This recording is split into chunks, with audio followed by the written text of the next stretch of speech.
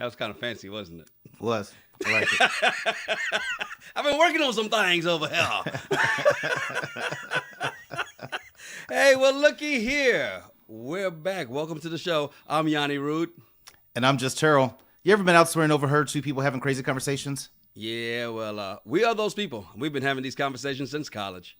Yep, it's the Regular Guys Random Thoughts podcast, Ready to Love Season 7 Miami recap. Be sure to like, subscribe, rate, and leave a review. Episode 1. This is the show that, remember last year, you're like, oh, what would you like us to look to recap next? And this show just kept coming up over and over and over again. And here it is, 2023. You're bringing in the year with a brand new show. And I want to point out that I was like, all right, we'll watch the show. We'll record the recap a little bit later. You're the one who wanted to, all right, no, let's go live because you're invested. I like this. I'm invested on going live because I'm looking out for you. Because if we record, then you got to spend hours putting stuff together, and then getting it posted. Where we do it live, it's just done. Right. Okay. So it's because I care for you. That's why I was like, let's just do it live. Oh, that's your excuse. No, that's what it is. Okay, Bill O'Reilly. I'm a we'll giver. do it live. I'm a giver. I'm a cross to bear. So here you are. You've finally seen the show that people wanted you to go on. Before I ask you that one question that I know we're going to ask over and over again throughout this entire season, let's start with, what did you think of the show? I mean, you get a chance to see this episode 1. What do you think? You see, I had to break out the dark liquor for this one. I'm right there with you, brother. Let me get mine going. Okay, so I've never seen the show. I didn't understand the concept, and I'm still learning it. But a few things that I noticed. One, it moves really quick compared to the other shows that tend to drag stuff out for 2 hours. Right. It's like stuff is happening pretty quick, so you got to kind of keep your head on a swivel. Where with like Married at First Sight, Love is Blind, I could kind of piddle and do this and that and come back and kind of look and see what's going on. I had to really pay attention. I'm curious to know how they select people. As we heard about how it's done with Married at First Sight, I'm curious how they select people for this show. The fact that they're all older, 30s to mid 40s. What I do kind of like about that is they've either been there, done that in some way. Some of them are divorced. Right. Some of them are parents. They've lived and had some life experience, compared to a 25-year-old, being on the show trying to get married. So they're all 31 to 44, I think is the age range for everyone on the season. Yeah. So I do like that. I do like that aspect of it, but it's just different because if you look at the shows that we have done, the way it's done, the way it's set up is way different than this. And so I was just like trying to figure out everything that's going on, but we shall see. Yeah. I like how Universal Advocate is asking, why are we still in Miami, Tommy? That's a great question because I want to know why Tommy has these black folks out in this hot-ass Miami sun because all I saw was sweat dripping. At least we didn't see the makeup running in and weave coming out and any of that Beijing rolling out because, again, these are all older men. I was like, what's that streak coming? Yeah, but see, that's just it. They're older. They should have known if you're out in the sun, you drink water or lemonade until the sun goes down. Right. Then you get alcohol. Right. Not everybody did that, though. And Nope. We'll kind of get to that a little bit, too. But the question that everybody's also going to want to know is, having seen this, I'm going to ask this now. I'm going to ask this as we go through the season. People wanted you to do the show. You see they're older. There's no 25-year-old on this. The youngest is 31. Oldest right now is 44. Would you have done this show? No, I wouldn't. And here's why. And I know this is going to surprise you a lot when I say this, but I don't really have game. Surprises me anymore. Yeah, I don't really have game. I know that. No. I know you're shocked. I don't really have game. I'm not that guy that just walks up to in the middle of conversations with a bunch of people and try to start connecting and see who I vibe with. I like the one-on-one, get to know someone. Okay, now let me go meet someone else. So if it was like a speed dating type of deal, I would have tried something like that. Or Love is Blind, I would have done something like that. But for this show, it's really not my speed. I don't like that. Just the way that whole thing got set up, because it just makes it awkward and it's really forced. Right. I will say right now, Melissa has high expectations for this recap because she likes the clinking and the brown juice. That's that ice ball. It's a Death Star ice ball from Star Wars. That's the kind of geek I am. Nerd. So let's get to it, man. We're gonna break this down with the guys first, then we'll get to the ladies, then we'll get down to Rashid and Simone. Then we'll talk about the process of elimination, and then of course, I don't think we can really do any predictions for this season, but that's where we'll go. Let's go ahead and start off with the guys. Your thoughts on the guys? Who stood out to you when this episode started? Stood out for what reason? Okay, let's just pick a guy then. Because you're right. You know what? Let's talk about the one everybody talked about on Twitter. Let's start with Andre. You talking about with the little Michael Jackson old school curl in the front? Do not insult Michael Jackson like that. Twitter said that was a Tyler Perry mic from his TV shows or a bug. And then one of the girls even pointed it out. Oh, I like what you did there. Stop lying to these men when they do corny ass shit like that. Hey, you do you, Andre. If that's how you feel good about yourself when you walk out the house, you do you. But he came across like this player type person. He has a strong personality, and I do like that. I mean, very outgoing, but there's something kind of cheese about him. Is what I felt. Was it like when he said, "You know what else goes with my white shirt? Your teeth." Yeah, yeah. I was just like, okay, stop that. I was like, he's pretty damn sure of himself, pretty arrogant, and he was pretty corny as well too. Now, somebody else that was also in there because as Mocha says, not sure how Dre got on the show. What do you think of Dre? Not Andre, but Dre. Lil Dre. Lil Dre. Lil Dre. Not Dr. Dre, but Lil Dre. Okay, so as soon as I saw him, I was like, you don't stand a chance. And not because he's not a good-looking dude or anything like that, but I'm like, you're short. And a lot of women don't want a short guy. If you're on a show, yes, and you have options of 7 other dudes who are taller than you or the height that you prefer, and then there's Lil Dre. Mm-hmm.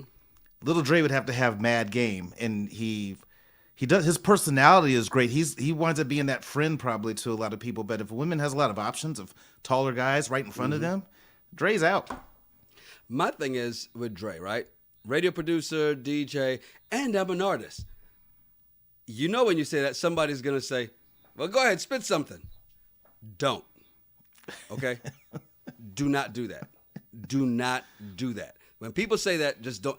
It's never worked out for anybody. The only people that we know it worked out for, Boyz II Men, when he ran up on Michael Bivins. Except he didn't tell them to spit. They just decided to sing for him.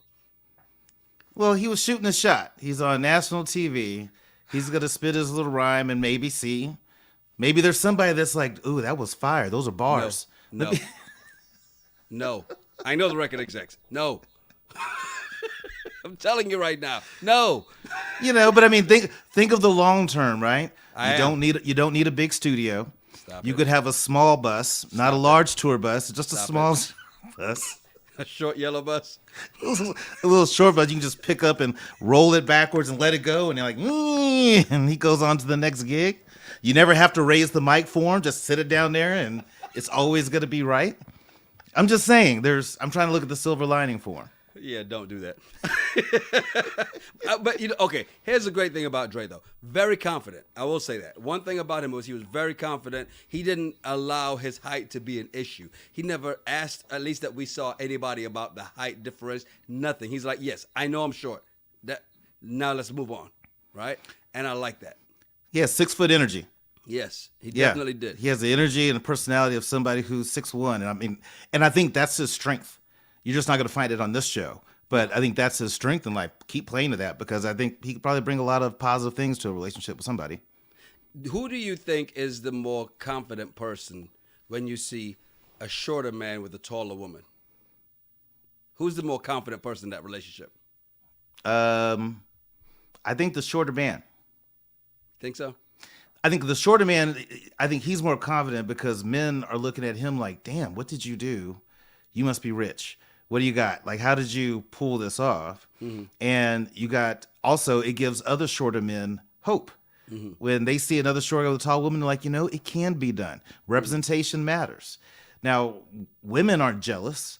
If they see a beautiful tall woman with a short guy, they're like, I wish I had him. They're like, oh, thank you for getting him off the market. Now let me go find my 6'2" person. You know what I mean? It's just, I don't see a lot of women jealous or envious of somebody that is dating somebody super short.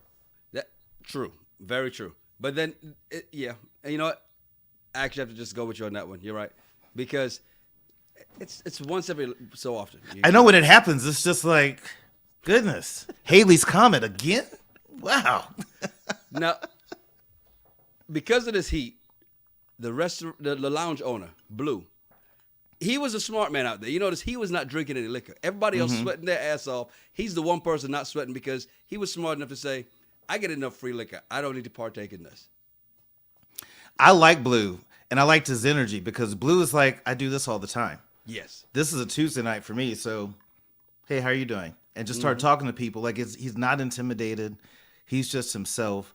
And you got to admit, growing up, any black man, good looking, not good looking, dark skin, light skin, if you have those eyes, you automatically have a leg up. I think women like dudes that have those eyes. And I'm just like, okay, Blue's going to be all right. He'll be all right for a while. We'll see how far he makes it on this one. Somebody else who may not be all right, but is in a similar profession, not obviously on the same level, because Blue is the lounge owner, the bar manager, Lyndon. Lyndon. Dexter St. Jacques from from the women Kingston. were feeling him. They were feeling him until Corvea got a hold of him and asked the right question. Well, right. I think here's where his struggle is. A lot of these women are professionals. Mm-hmm. And I think that's what I do like about this show is that with people in that age range, they've already figured out and settled things and built careers for themselves. Not many professional women want to date a bartender who gets out of work at 5 a.m. At night slinging drinks. It's just, and being a bartender, I've done it. Your job is to flirt with people. Your job is to get them to like you and make them buy more drinks.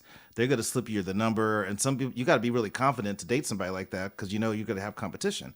But I liked that Corvea, got to him.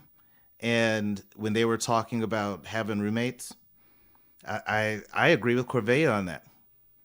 So, okay, and that was a question I had because, she Corvea really did say, like if you don't live alone, you can't date her, which kind of, and in that way, she was saying that speaking about herself, right? We'll get to the ladies in a little bit, but since she's really tied to Lyndon in this space because she called him out and what she was doing, and then all of a sudden she asked him, and he's like, and she did not back down, and the question I had first when I was like, okay.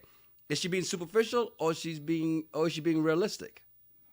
No, I think she's being realistic, and I applaud her because how many times have you had conversations with a woman, they're telling you about some dude, and as they're telling you about how they met, like all the red flags, you're like, you didn't pick up on that?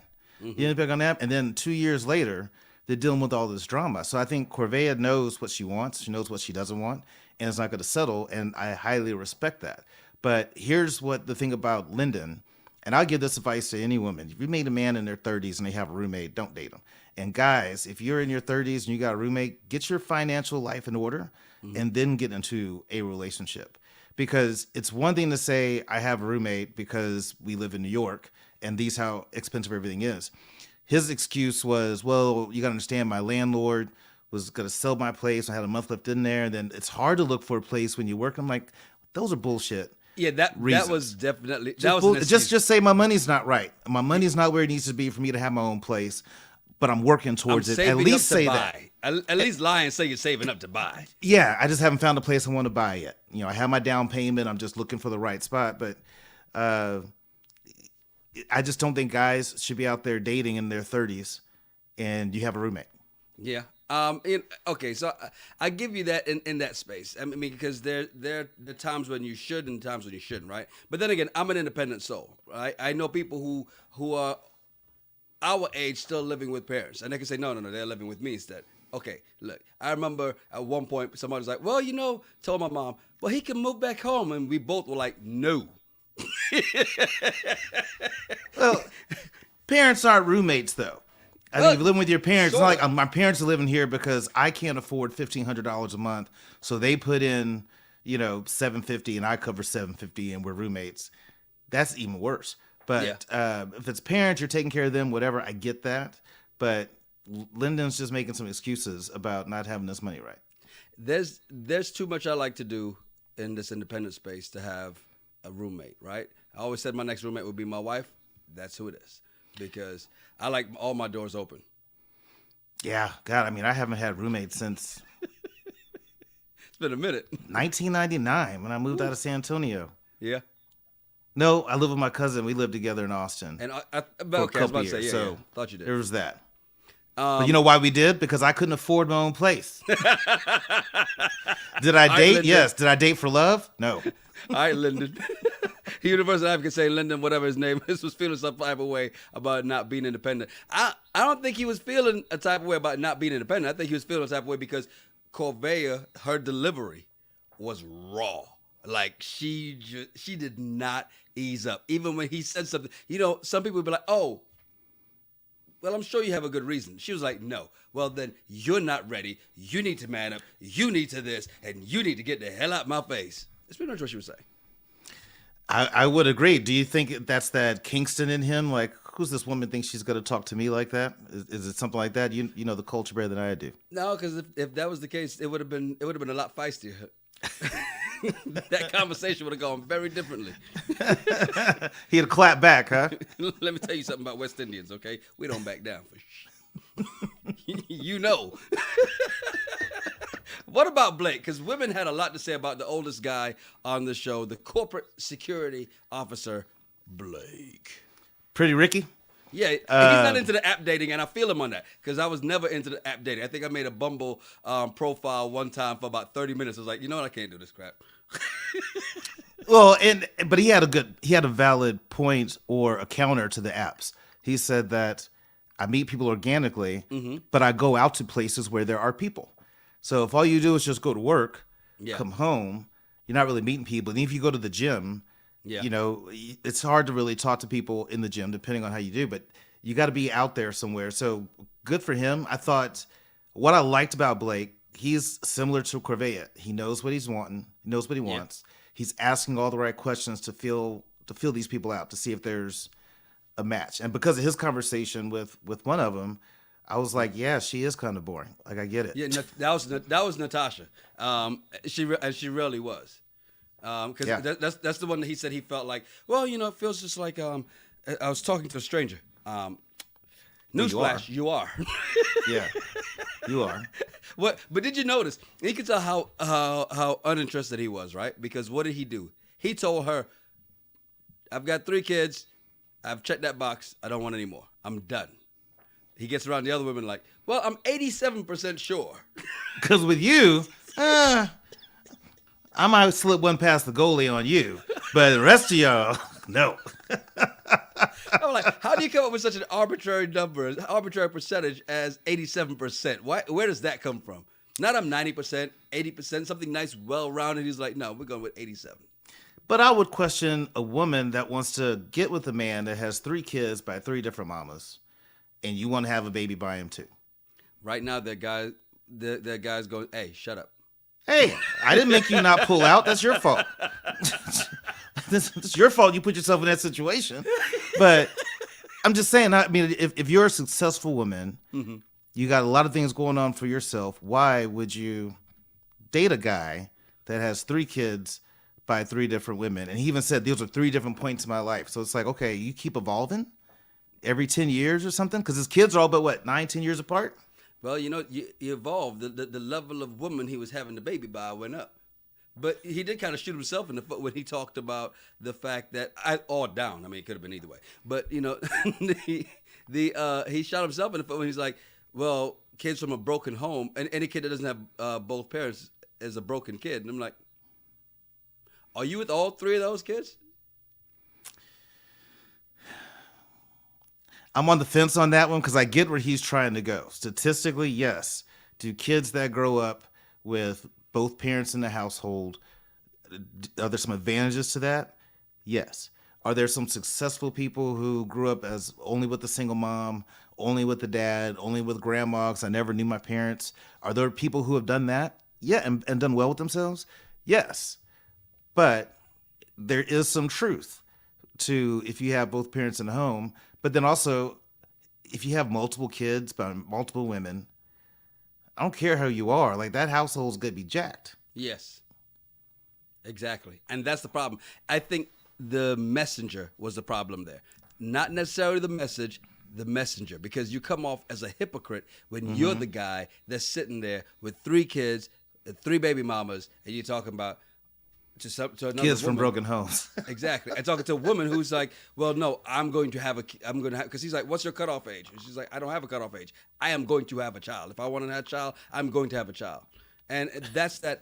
But you know what that is? That's that old school masculine energy of like, well, you need a man to make this happen. She's just like, no, I'm an independent woman. This is what it is. Well, like Chris Rock said, you can drive a car with your foot if you want to. Don't mean it's a good idea.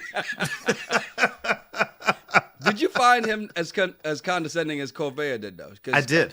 Corvea was like, he is so arrogant. He's this, he's that, and yeah, he is. He's done well for himself. I think he's a little bit full of himself, but I get why. Mm-hmm. But he does come across condescending, especially to the women that he wasn't all that into. Mm-hmm. As soon as he's not all that interested, then it's like he started talking down to him.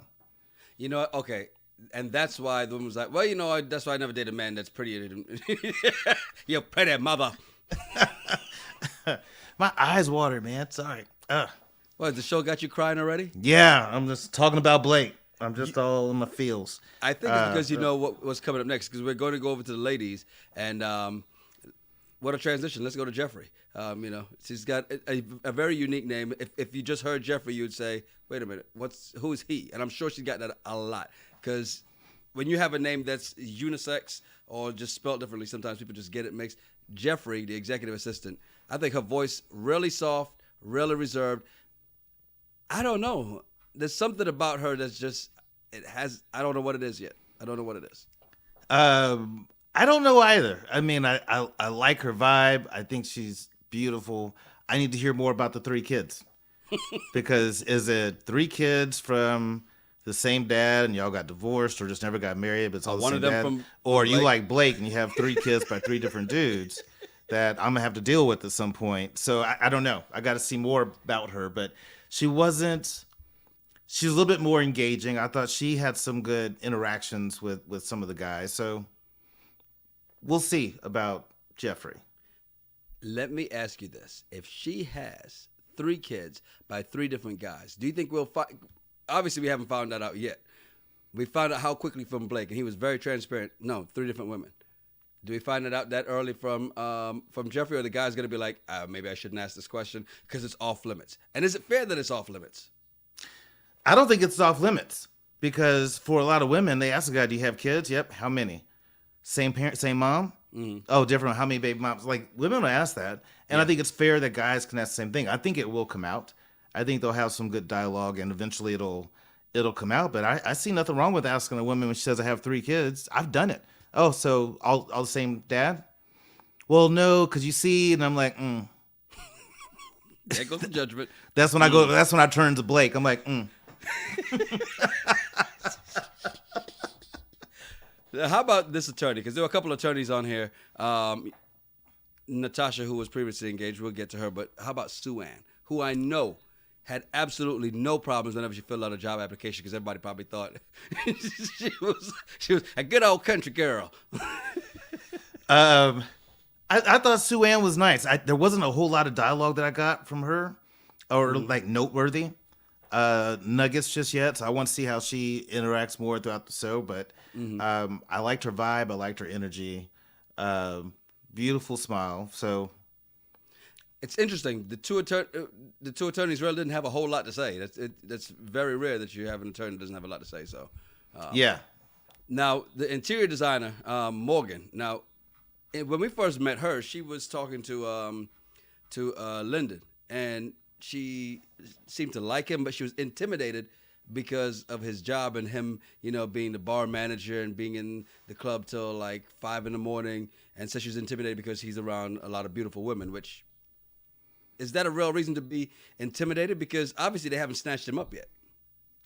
Well, I think in her mind, she's 38 and he's 33. Yeah. So she's not going to run, hey, I'm going to come hang out with you while you're at work slinging cocktails kind of woman. She's got stuff to do. She has a day job. Yes. So could she keep up with the lifestyle that maybe he would want? Maybe that's what she might have found to me. I don't know. But, Morgan I thought was nice. She's attractive, but she's not my type because she's too religious. That's just not my vibe, but she straight up was honest. I love that. I just like she speaks her mind. You know exactly what she's thinking. You don't have to guess. And I think any guy would appreciate that in a relationship. I like the fact that she was, because who was it? Tony that she was really vibing with because he was, his mom is a pastor. And she's like, I've dated men who weren't faith-based men, and that didn't work. I'm not doing it again. So she knows what she wants. Yep. I like that. I mean, hey, you know what you want? Go get it, let's see. Others out there. Mercedes, we didn't really get much from her. She's the youngest one on the show at 31, the flight attendant. What'd you think of her, though? I like the fact that she's a flight attendant. And not because, hook up on flights or free rides. Like some of them freeloading men on the show? Yeah.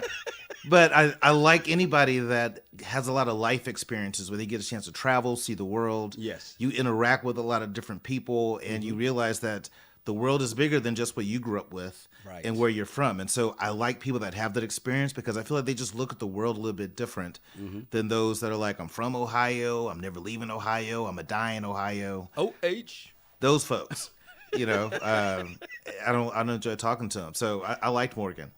What about Z? Because Z's the one who said she likes to baby her man and she likes to watch him eat her food. And then she came back later and like, well, I'm an alpha woman and can an alpha man really deal with me? All right, which one is it? So I liked Z when I saw her. I really think she's attractive. I like the hair. Yes. Wasn't a whole lot of good conversation that she had with anybody to get a whole lot out of her. The whole babying and taking care of your man and all that, great. Cookie that dinner, alpha rub your feet. female, I don't know, because you got some guys that like that, then you got some guys that doesn't like that. And so, you know what I mean? I just, anytime I meet those that have that alpha female energy, I'm like, Why? No. Remind you too much of yourself? No, mine's too much of my mom.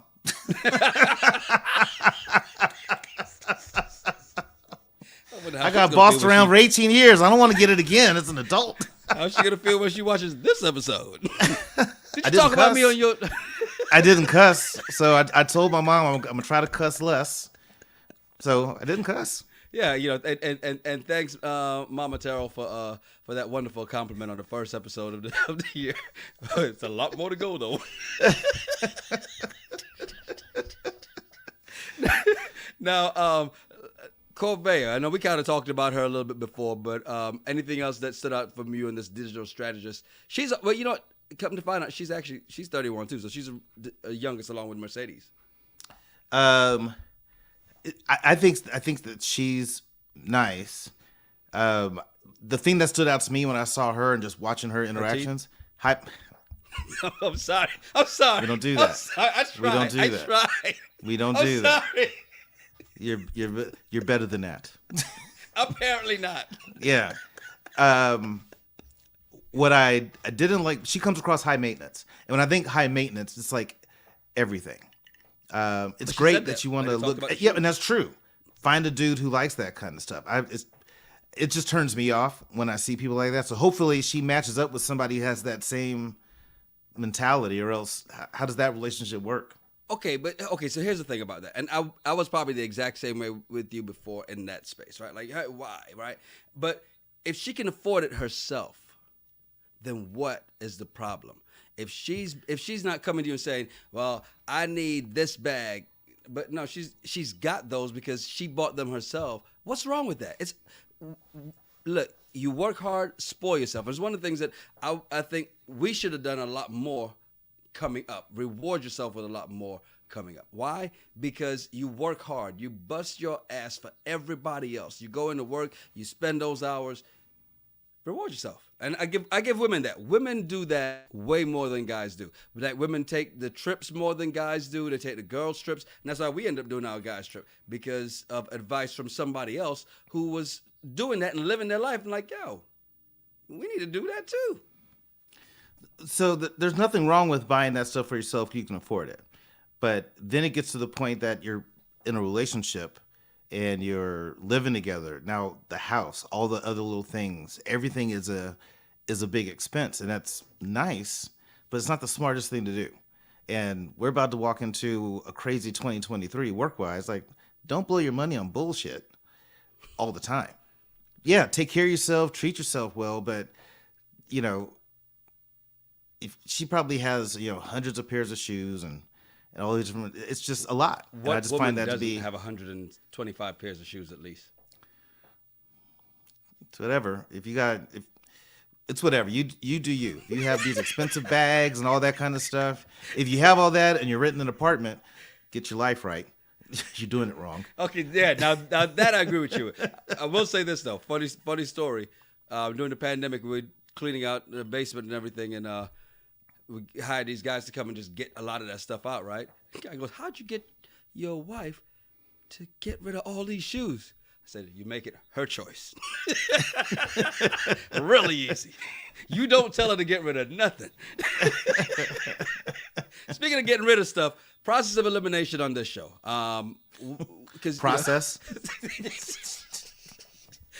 They started out with 16. They ended the first episode with 14. You know they're going to add more people later. But what you think of this process as you duly know the quote unquote process? They don't show enough of it for you to understand what the process is. It's just like walking up to a group of guys. Hey, you see those 3 girls over there? So which one you like? Yeah. Okay, thanks. And I go over there and tell one of them, "Hey, you got to go home." I talked to all the guys. We had a meeting. So I didn't really understand the process, but the 2 they picked, where I was like, yeah, that was on my list. Yeah. So Dre and Blake, obviously we knew Dre wasn't gonna make it. I mean, there's no way that he was gonna survive this entire show, right? No, there was no way. I knew Blake wasn't gonna make. I mean, Dre wasn't gonna make it. And Blake's a good-looking guy. He's good for TV, whether you like him or not. They're not gonna kick him off. And you need a villain. You need somebody the women are gonna hate. He is that. Yeah. He's the Chris of this of this Ready for Love season. Yeah. Ready to Love season. What about the ladies? Because Z was up there and Natasha, who was very sure of herself and like, what am I doing up here? That's what bothered me about Natasha. Because I'm like, maybe that's your problem, is that you don't recognize you have some issues. You have some stuff. I'm surprised. Me? What makes you think you're that amazing? But how many of these women on the show were saying that? Well, I love myself, and maybe that's my problem. There were at least 3 women that said that and made it a point to say it. And that's why they're on the show.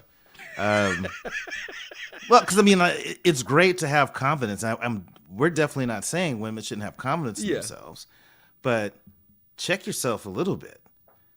Dial it back. Don't come in there with Beyonce energy and Monique vibe. Stop it. Stop it. I know this is going bad. This is why I'm going over to the comments right now. Like, no, let's stop it. Stop it. Monique says, "Damn it, man." Not that Monique. Not goddamn. Monique, I'm sorry. I wasn't talking about you. I was talking about the comedian. I know who you were talking about, but it's just by happenstance that this happened. But Monique says she's so happy that even more sorry you guys are doing Ready to Love. And I agree with you, Monique. I totally agree with you. I am I'm happy and sorry at the same time. I'm right there with you. Melissa says, now I have to start watching Ready to Love. Yes, I'm sure, Terrell, you'd agree, right? If you have to watch it? If I got to do it, yes. Come on, Melissa. Watch Everyone's doing it. Come on. It's like the movie It. Everybody floats down here. Come on. And Dolores says, what part of West Indies are you from, Yanni? So I was born in St. Kitts, grew up mostly in Montserrat. And Montserrat's the one with the active volcano right now. So, but yeah, that's where I am from. So appreciate everybody checking this out, man. Terrell, we've got, let's see, a lot more episodes to go. One episode down. How you feeling? You feel good about your decision to tackle this?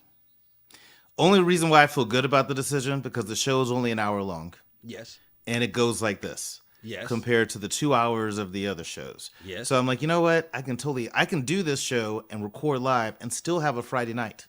Yeah. And the thing about it, I was about to say that, it's good to see all that melanin on TV. It's good to see everybody getting along, and then they showed the preview for the rest of the season. I'm like, God damn it. I hate that. That's the one thing I don't like, are shows that, I know that a lot of these reality shows, all this drama. I just hate seeing, black people just on having all this drama, and it's just bad. Yeah. I don't like that, but it's not going to make any money on the show if they don't create some of that. So we'll see what happens. I'm curious to see what pissed Anthony off. Yeah. Not Anthony, Tony. Tony, yeah. Tony. Ray Lewis. You know what? He does give Ray Lewis vibes. Yeah. And I will say, in the very beginning, even in today's episode, you can see that. I'm not surprised to see him blow up like that later. Because when Andre was like, oh, well, we like the same person. I got to step my game up. And he's laughing and smiling. And Tony was like, you too big to be that, angry and ready to fight people. You're too big for that. Way too big. And it's ready to love, not ready to fight. So come on, get it right. I agree, Dolores. Mercedes does seem nice. Morgan, you're just not feeling the overly religious side, huh? Yeah. Nope. I agree with her. She shouldn't date somebody who doesn't feel the same way that she does about her religion and spiritual journey. Mm-hmm. Don't date somebody like me who's like, you're going to church? Well, I'm going to brunch. Meet up at Golden Corral after? No. You know I'm bougie as hell. I'm Golden Corral. Get out of here. Hey, just checking. I'm checking to see how much bourbon you've had. Yeah, no. This is the first drink. I poured it just before we started. That was a test. Good job. You passed. Thank you. So next Friday we're back here on the 13th. Friday the 13th we're back here. What would that be? 9:30 Eastern, 8:30 Central. So 30 minutes after Ready to Love goes off, we'll be right back here. For Melissa, that means you've got a week to catch up on this week's episode, and then make sure you watch next week's episode, so we'll be right back here. Okay? Looking forward to it. Y'all bring your dark liquor with you. Yeah, let's do it. Let everybody start drinking at the beginning of the recap, and we'll see who gets drunk first. I'm Yanni Rude. And I'm Just Terrell. Make sure you follow us at Yanni Rude, at Just Terrell, and at RGRT Pod. Yeah, send us some of your random thoughts or some of the bullshit you found on the internet. We'll talk about it on a regular show. It's the Regular Guys Random Thoughts Podcast. Cheers. Cheers. I thought you were switching to clear liquor. I'm out. I knew there was a reason.